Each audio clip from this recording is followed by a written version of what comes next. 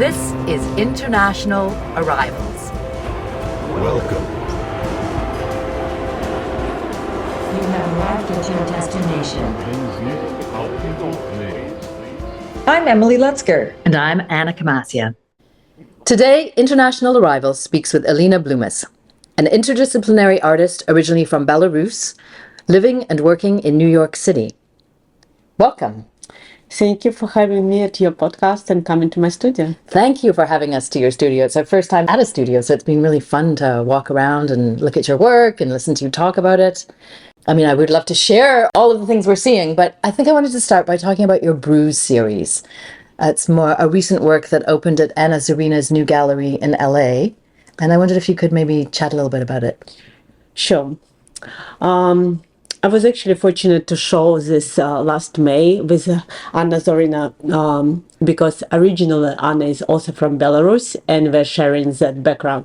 We both immigrated to New York from Belarus, from Minsk, and the series is actually directly in connection to what's happening politically in Belarus. The idea of the series was born based on rigged presidential election in 2020. I was following this online when Lukashenko, who is in power more than 20-something years, wouldn't give his power to elected president Svetlana Tikhanovskaya. And masses of people went on the street in protest, in peaceful protest.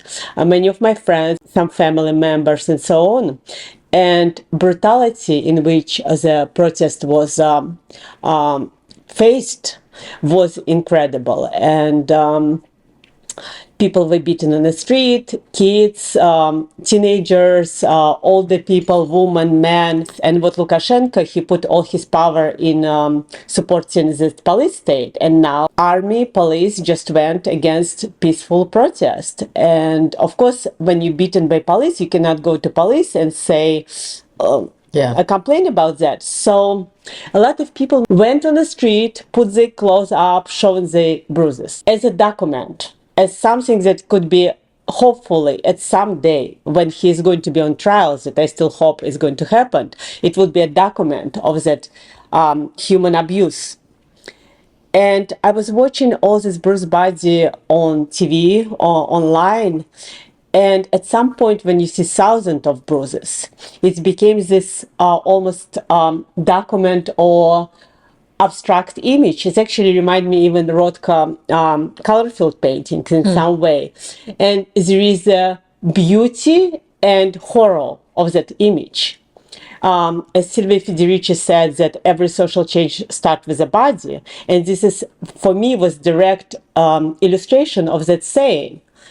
And when body became a tool in political power, in archival history, in a struggle, in a personal, also personal body, because every bruise is different. And the funny fact is that Lukashenko commented on a bruised body of a female. He said, they use blue paint to paint these bruises. And that's an interesting element, that the president comment on this horrible abuse with saying that someone painted it. It was also this connection to kind of paint and body and field. So I started by just doing abstract painting and calling them bruises. I didn't paint exactly one bruise. It was a combination of bruises. It's more about the idea of the bruises.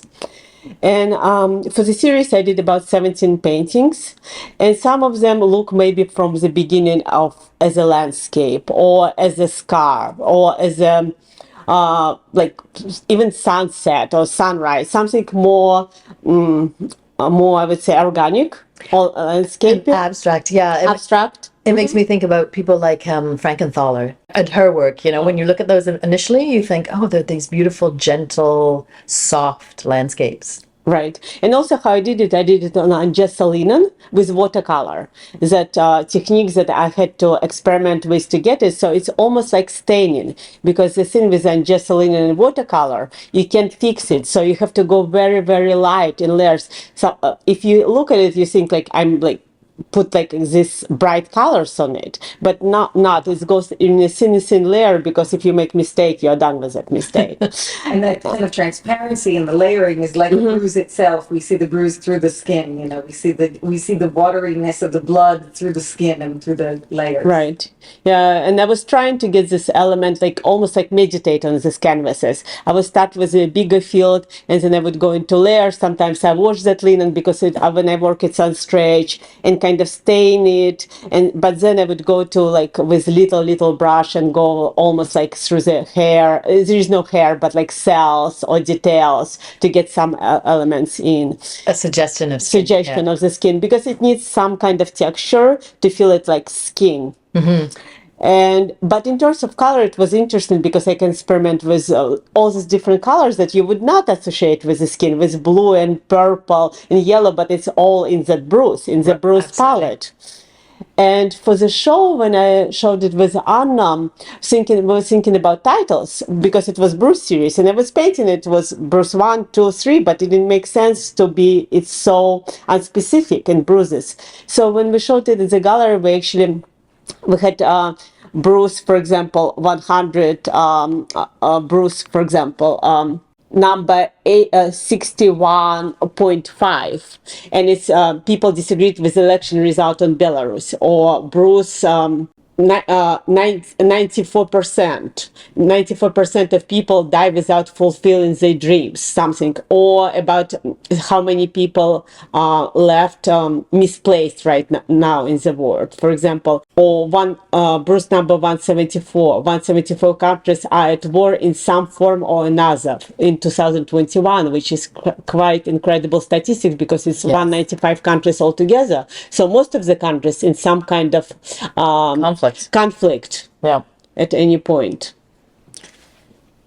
Or for example, Bruce number 4.1 million, and it was 2021 when it was 5 million Ukrainians are refugees right now, which is part of the same problem as in Belarus. And how did you decide, like, I know you wanted to number them, but how did you decide what things you wanted to articulate in those titles? I've had a list of the different, so I went through statistics and look at different, there is some mental illness, women rights, gay rights, and refugees, and all of that. And then it was more based on intuition. For example, what the color suggests, how big is a bruise, what it is. For example, there is a very dark bruise, and it's called bruise number 13. In certain countries, being gay is legally punished by death. Is it like this dark hole? For example, there is one which is not so dark, and number 80%, about 80% of people have this imaginary relationship with media figures. So I was trying to talk about bruises, which is kind of very horrific deaths or refugees and so on, and some bruises which may be meant more like for the. You're also playing with the personal and political. Bruise is so personal. Like you said, politics is in the body, right? And that sort of differentiation of scale. This bruise on my body, which is so small, you know, in a way, it's whatever. 3 inches, 10 inches, whatever it is, and then the scale of the politics in the world that affect the masses. Yes. And now what I do, like if the show comes up, for example, in the future, I would measure the wall and do one bruise just site-specific to the wall, more kind of fits into the space. That links to where you are. But the links to what the problem is, or what is actually more important for me at that moment. But I will only create it specifically for the occasion. It seems like a lot of your work is linked to a particular place, whether that's site-specific or whether that's thinking about countries, cities, homes. And I wondered if you could just briefly talk about your dinner project. It's a project called A Painting for Family Dinner, and it's a multifaceted project. And it started in 2008 for the show in Bat Yam Museum, which it was a group show. It was called Hosting. And it's in collaboration with Ep4 Bruises, with whom we collaborated a lot on the projects. And we came with this idea to put an advertisement in a local newspaper. Bat Yam is actually a small immigrant town next to Tel Aviv in Israel, and was thinking it would be interesting to put an ad in a local newspaper saying, "Husband and wife artist team is offering a painting in exchange for an invitation to a family dinner. Please email or call for more info." So there is no names on the advertisement. Email was very generic, like participant@gmail.com, something like that. And then we were not even sure if anyone would respond. And we had 6 invitations for that week, for the week before the show. How the idea... So in the idea of going to some stranger's house and as an artist given a painting for a dinner, it's something goes with economic potluck idea, artist for years drawing in exchange for something. Exactly. That exchange, but also, I don't know if it's for everyone, but for me, maybe because I came from Belarus to New York and so on, when I travel, I always look at the windows of apartments and say, oh, how would it be interesting to be there or there, like in the towns or cities where I don't know many people. It will always, for me, it's interesting to go to some family or home of someone whom I don't know. So maybe it was a little bit of why I could go, because I was bringing a painting. So we did the painting in advance. All paintings are still lives with fruits and saying thank you for a family dinner. We didn't have any rules. It could be friends, it could be family. We didn't research family. First come, first serve based. Basically, whoever contacted us first, we would go. We didn't ask anything in advance. Didn't want to know about families and so on. So we'd come with total strangers with these paintings. And we would have a conversation, we will have a dinner, we will give a painting as a gift at the end of the dinner, and then we would sit on a couch with family on a couch, me on one side, Jeff on another, put painting on top of the couch. We figure out every family has a couch, and many couches have some kind of painting on top. If not, we will put a nail and put it in. And then we would come with a photographer and studio set lights, and we'll have this studio portrait of a family. So at the end, we would have one family portrait per dinner.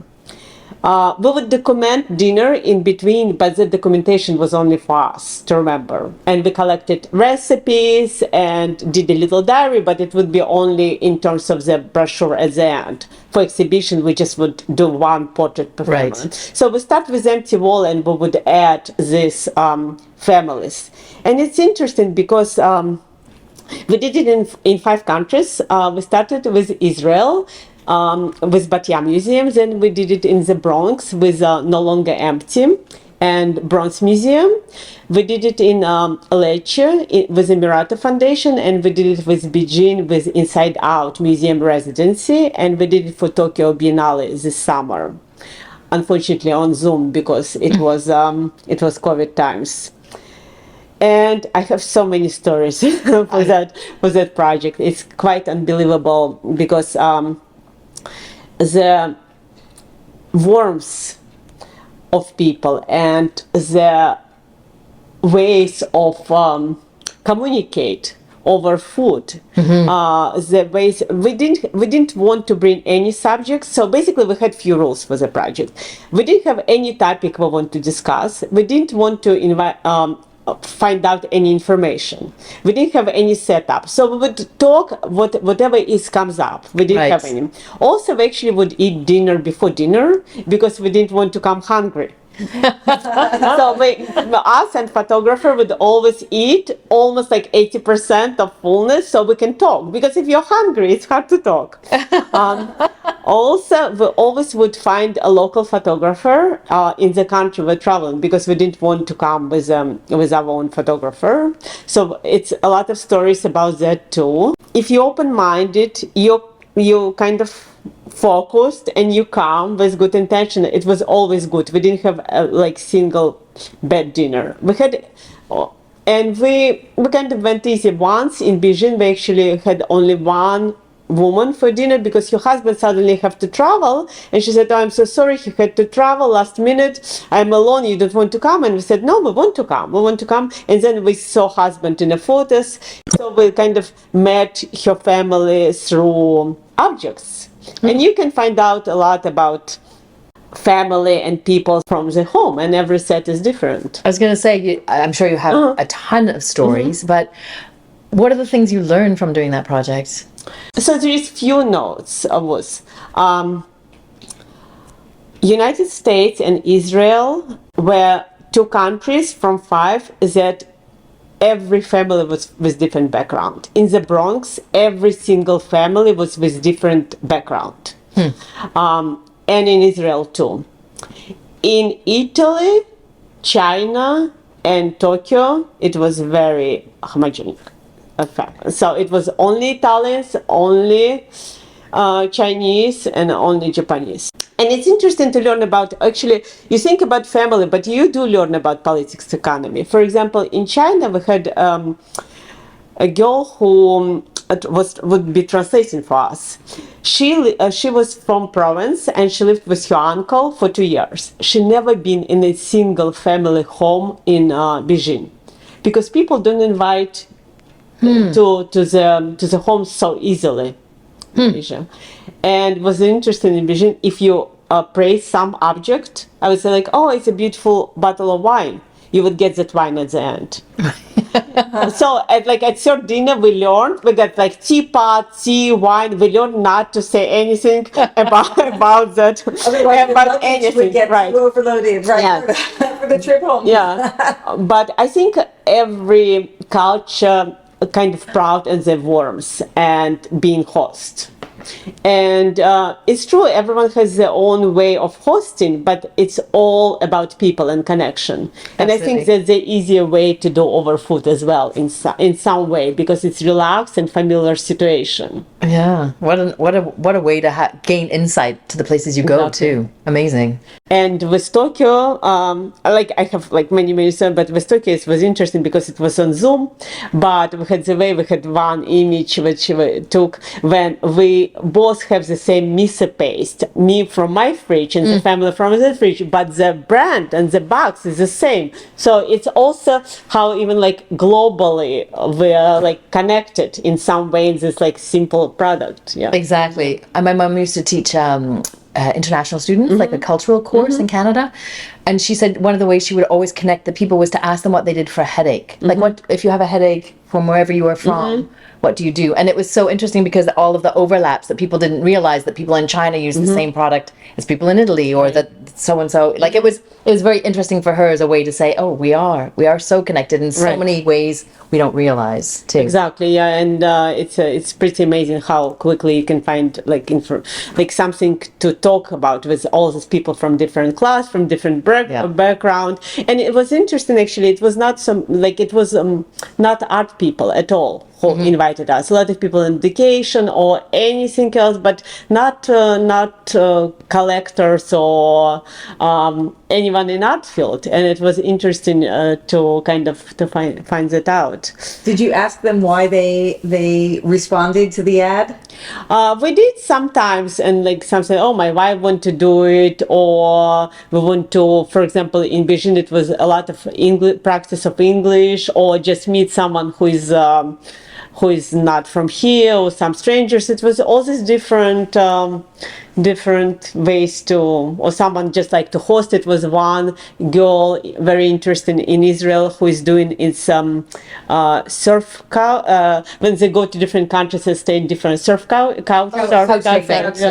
something like that. She was into that. It was one way to do that. So it's all these different elements. Yeah. I mean, it speaks to curiosity too, right? Yeah. That we all are curious. Yeah, and us too. Yeah, exactly. Yeah, exactly. Yeah. Yeah, and welcoming people, into your home that you don't know. They're a stranger who's, going to give you a painting, or, something bad could happen. But, everybody just took the leap of faith to say, this is going to be interesting, whatever happens. Right. So. It was actually only one family when we kind of encounter that like someone was afraid of a hungry artist. It was in the Bronx, and it was actually a very, very big man, and he works at Yankee Stadium, but as a chef. It's I don't know, like and he didn't serve knives for something that should be cut with knives, but it's fine, we would never say anything. And then he was mentioned something, and he's like, "Oh, I didn't know maybe the starving artist would come. I was kind of like being careful." So like once he did mention that. Yeah. So nice. That's funny. The terrifying, danger of the starving artist. But otherwise, no. Right. Oh, it's actually was also interesting that in Bronx, no one served alcohol, and in Israel, Italy, China, every other country would be. Yeah. Served out. Yeah. Yeah. Wow, it's fascinating. That's it. So, I remember when we met, you told me you've been here 23 years, something like this? From 93, so I think it's like 26. Even longer. Yeah. Even longer. Can you tell us a little bit about your own immigration story to the U.S., your own story of how you got here? Right.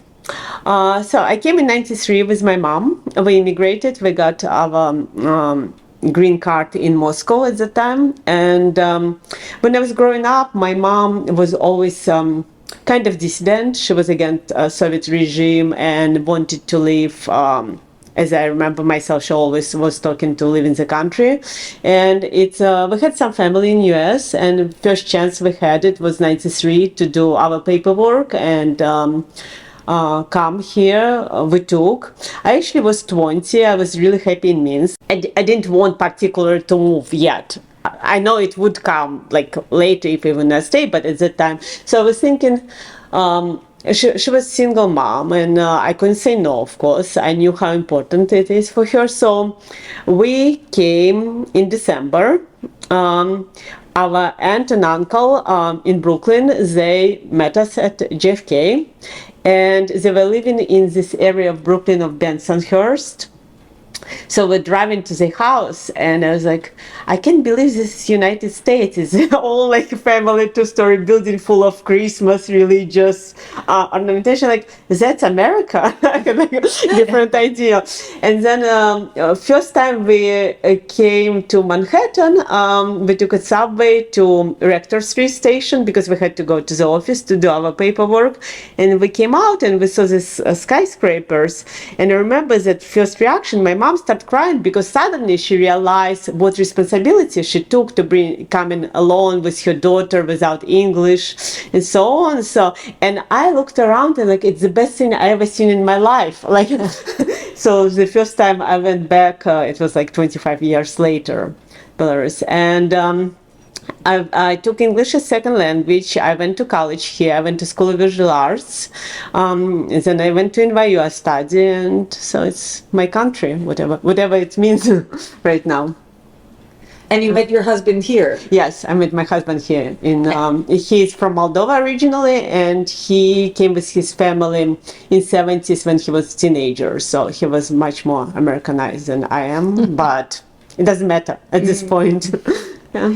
And you've been doing some collaborative work together, and then and some work separately. I believe that the Cultural Tips for New Americans project is a collaborative piece that you did. Yes. Can you tell us a little bit about that? Sure. So actually, it was a place where I have to take up my first English as second language classes, and I remember that. First, when I came to the class, they gave us a brochure, how to behave.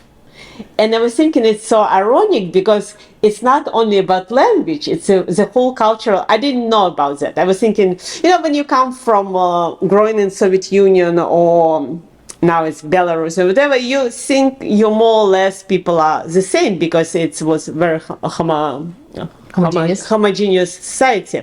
And then you get this brochure, and I was thinking it's common sense, but then the more I investigated, it's actually funny and ironic. So for example, when two Americans are standing and talking to each other, they stay at least 16 inches away from each other. And actually it's very true because in Soviet, whatever, ex-Soviet or Russia, the closer you stand to each other, it means closer you are, the more you like that person. If you don't like someone, you stay back. And I noticed actually a lot of immigrants coming from Russia, when they go to subway kiosks to buy the cards, when metro cars, they go very close to the clerk and they're like all like showing them to, or in a bank. So it's actually, there is a difference in that. So me and Jeff, we had this idea to do these cultural tips for new Americans, and we collected some tips from brochures, from books, from different sources, maybe like social media, and we illustrated them. And we had this like little book, and we wanted to do posters, and we did phone kiosk and stickers around downtown, so people can relate to that, because it's a lot of immigrants. Can you give a few examples? Sure. Because they're Yes. really Sure. clever and Maybe funny. Maybe it's better for you to read. For me to read? Yeah, Okay, of course. so we're just going to read a few of them from Cultural Tips for New Americans. Never refuse gum if an American offers it to you. Offering gum is a polite way of telling someone that they have bad breath. Don't comment on appearances if they're not to your liking. Oftentimes, Americans treat their pets like members of the family. So true. Social kissing as a greeting is acceptable between men and women. American men rarely kiss on both cheeks. When invited into an American home and given a tour, compliment the home and its furnishings. If the television or home entertainment system is impressive, make sure to say so. I love these. Don't be shy about speaking with an accent. Americans think foreign accents are sexy. We do. I'm not American, so I can't comment. So we did stickers and posters, but then New Museum had the street festival. So we decided to put kind of table outside, part of the other artist project, and we would say, take a brochure and give us your tip. And we had a notebook where people can write their own cultural tips. And we say, like, we immigrants, we want to blend in. What's the way to blend in? So cultural tips for new Americans. And then we got one day, we get 140 cultural tips. And the project became even richer with all these tips. For example, do not discuss race, religion, politics, or sex. Rat, mice, and cockroaches are the most popular pets in New York. Sometimes undocumented immigrants stay undocumented for a long time. Men should not address compliments to women. They don't know well. Be aware, there's a lot of nuts on the street. Don't assume all men are created equal. And so on. And some of them about financial system, some of them cultural. And for both of us were amazed, because these tips talks more about American culture than actually tips for new Americans. If you ask me how to describe American culture, it's hard to pinpoint, but with these tips, it's really easy to draw a picture of that. So when we collected all these tips, we were thinking, what's the way to present them? What's the way, because it would be too sad to sit on them without sharing them. So we start collecting these wood souvenirs in New York, or New York State. That people brought as a reminder from all these different countries, from India to Bali, matryoshkas, Holland shoes, and so on. And then what we did, because they all have some coloration on top of them. So we decided, when you come from some countries, you're a little bit sandblast as a person. You don't want to point at, like, oh, she's from Belarus. So we sandblast this, but shape is still the same. So we sandblast the souvenirs to its original wood. And then we put one tip per souvenir, and we open and Helen Toomer Gallery on the same corner where we collected these tips, and we had souvenir shop where all the souvenirs were for sale. And then we repeat this project twice. We did it at spring break a few years ago with Ksenia Soboleva, and we did it with Sazita Godova in French Embassy last year. And can you just maybe talk about how you also put the slogans onto the images?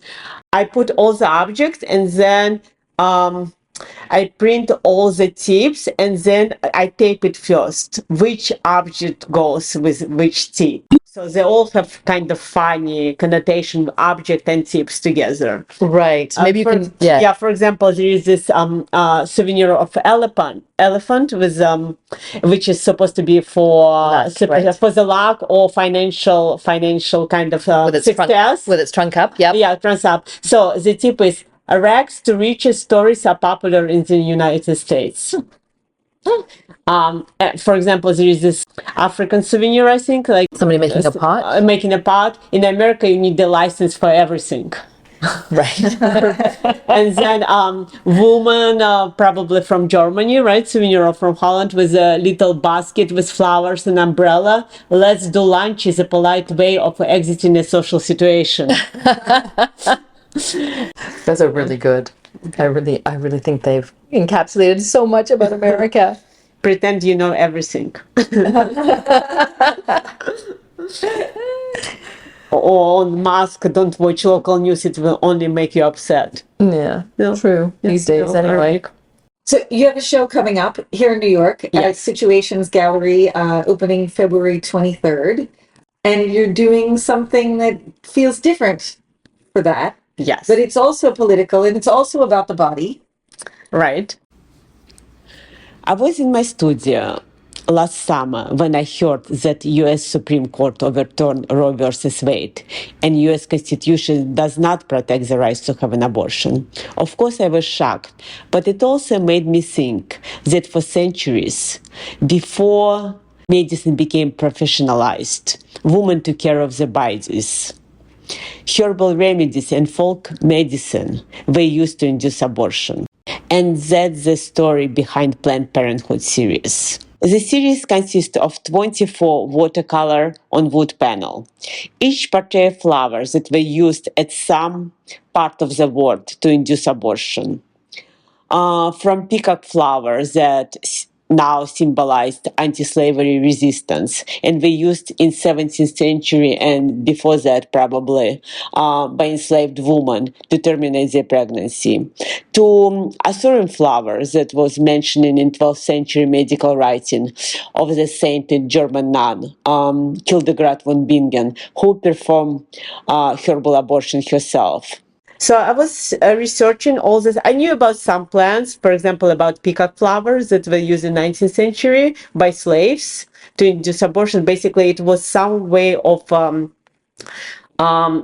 struggle against slavery because women didn't want to give birth to slaves, to the future slaves, and they brought it back to Europe.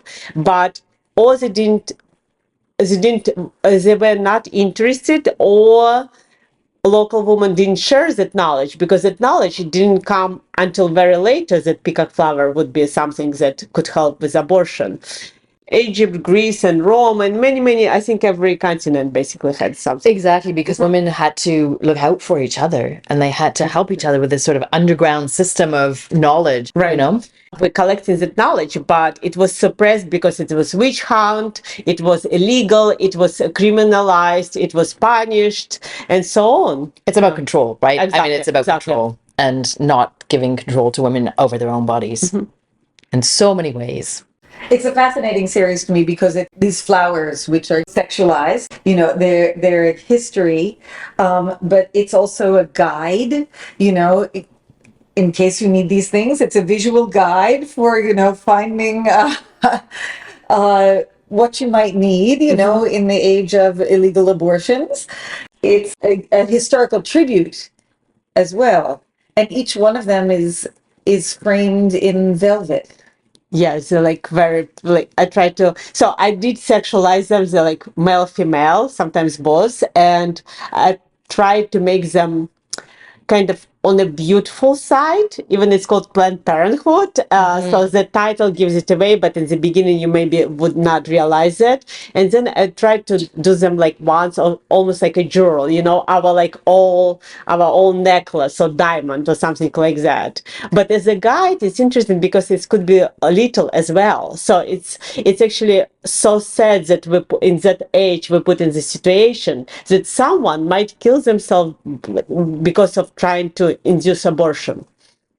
Yeah, I mean, there's sort of those two elements because at the same time they're so erotic and appealing, and the velvet makes them like these exquisite things. You know, the potency of it is there as well as this like attraction. So it's like this push pull that happens with them.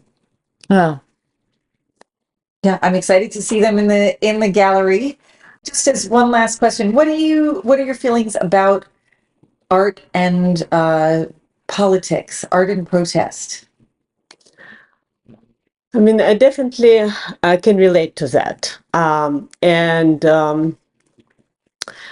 For me, art is start with idea. Like in all my projects, there is idea, there is notion. Idea usually is, for me personally, based on a history, situation, and personal experience. And I think coming from ex-Soviet Union, from Belarus, living in the United States, and just generally interested in politics and political situation over the world, and human rights and so on. I don't. For me, it's very important to, if I want to say something in my art, I want to say something meaningful, something that relates to the situations, yeah, to the situation on my thoughts on something that is important for me. And I don't think for protest in Belarus with bruises, it was very personal and something that I really felt. Even my body was not bruised in that protest. It's something that my soul and my mental, I was bruised by this and experienced that. I just wanted to ask because the first time you talked to us about that, you talked about the women and the wives of the politicians, and I wondered if you could just talk about that because I feel like it connects a lot of your ideas in your other work of women and bodies. Just because that was an interesting side note, perhaps. Right. Yes. I will tell the story. It's not like a general story. So it was three